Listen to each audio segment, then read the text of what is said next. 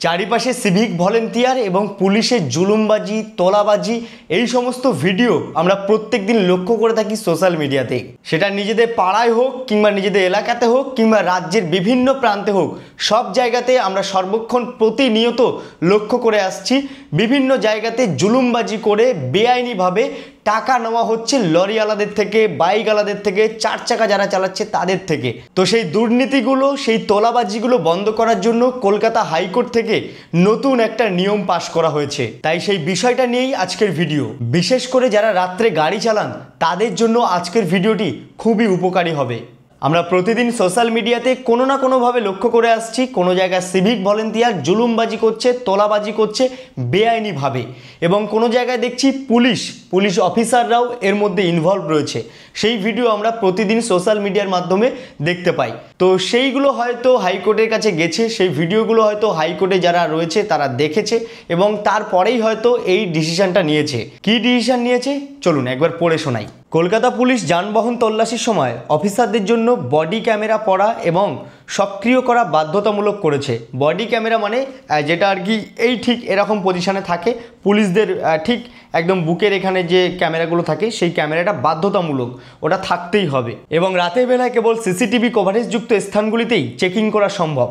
মানে রাতের বেলাতে দেখবে অনেক জায়গায় চেকিং হয়, নাকা চেকিং হয়, যেটা আর কি মানে ড্রিঙ্ক করে থাকলে সেটার একটা চেকিং হচ্ছে, কিংবা গাড়ির ডিকি টিকি খুলে বিভিন্নভাবে গাড়িতে চেকিং চলে। তো সেই চেকিংগুলো যখন হবে তখন সেই স্থানটা সিসিটিভি দিয়ে যেন কভারেজ করা হয়, মানে সিসিটিভি যেন চারিপাশে থাকে, তারপরে গিয়ে যেন সেই চেকিংটা হয়, সেটা বলে দিয়েছে। স্বচ্ছতা নিশ্চিত করতে এবং বিভ্রান্তি এড়াতে বিশেষ করে রাতের বেলায় চেকিংয়ের সময় এটি বাস্তবায়িত হয়েছিল এবং ফুটেজ সংরক্ষণ করতে হবে।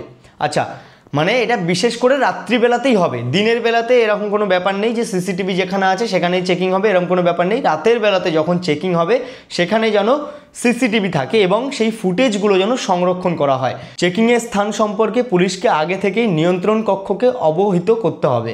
মানে যেখানে চেকিং হবে সেই জায়গাটাকে আগে থেকেই যেন সমস্ত কিছু তৈরি করে রাখা হয়, মানে সিসিটিভি যেন ঠিকঠাক থাকে, জায়গাটাও যেন একটা সংরক্ষিত জায়গা থাকে, সুরক্ষিত জায়গা যেখানে স্বচ্ছতা রয়েছে, মানে কোনো রকম যেন বেআইনি কার্যকলাপ না হয়, কোনো রকম যেন বেআইনিভাবে তোলাবাজি বিষয়টা যাতে না ঘটে। তো সেই জন্যই আর কি ক্যালকাটা হাইকোর্ট থেকে একটা নতুন নিয়ম পাশ করা হয়েছে। রাত্রিবেলায় যখন গাড়ি চেকিং হবে তখন সেখানে যেন চারিপাশে সিসিটিভি থাকে এবং পুলিশের যে বডি ক্যামেরা হয় সেই বডি ক্যামেরা যেন চালু থাকে।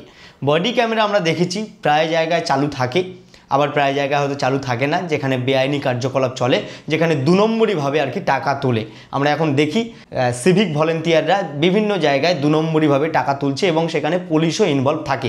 লরিওয়ালাদের থেকে বিশেষ করে রাত্রিবেলাতে এই চেকিং তো হয় না, হয়তো ওইভাবে টাকা তোলে, আমরা দেখি হাত পেতে টাকা নিতে অনেক জায়গায় দেখেছি, তাই জন্য আমরা জোর গলায় বলতে পারছি। ক্যালকাটা হাইকোর্টের থেকে একটা সুন্দর নিয়ম পাশ করা হয়েছে, কারণ রাত্রিবেলায় আমরা যারা গাড়ি চালাই তাদের জন্য ভীষণ উপকারী একটা পদক্ষেপ ক্যালকাটা হাইকোর্টের তরফ থেকে। কারণ রাত্রিবেলায় বিশেষ করে কি হয়, বেআইনিভাবে যে তোলাবাজিটা হয় সেটা বেশি করে হয়, দিনের বেলাতে অতটা লক্ষ্য করা যায় না, রাত্রিবেলাতে হয়। বিশেষ করে লরিওয়ালাদের থেকে অনেক টাকা পয়সা নেওয়া হয় এবং তারপরে তোমার যে চার চাকাগুলো যায় তাদেরকেও অনেকভাবে হেনস্থা করা হয়।